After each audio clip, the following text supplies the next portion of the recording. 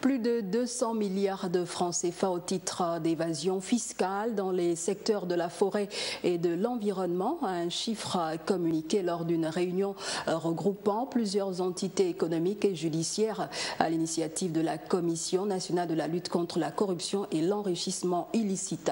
Edgar Djembido Kaga.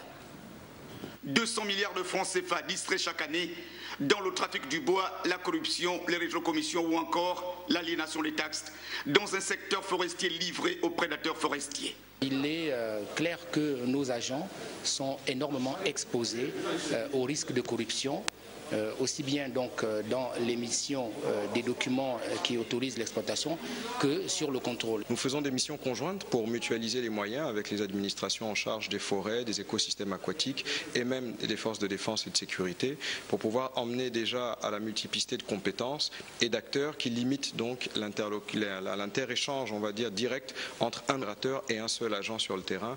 À la vulnérabilité et la boulimie de certaines missions de terrain face à des opérateurs particulièrement teigneux s'ajoute l'insuffisance des effectifs, des moyens de contrôle et des risques sécuritaires dans les forêts et les parcs nationaux.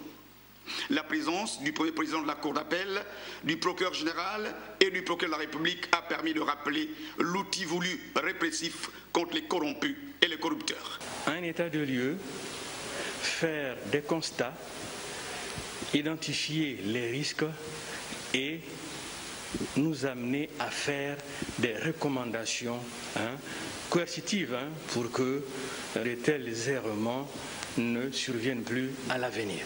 Cette rencontre prépare la journée nationale contre la corruption et l'enrichissement illicite qui sera célébrée le 9 décembre.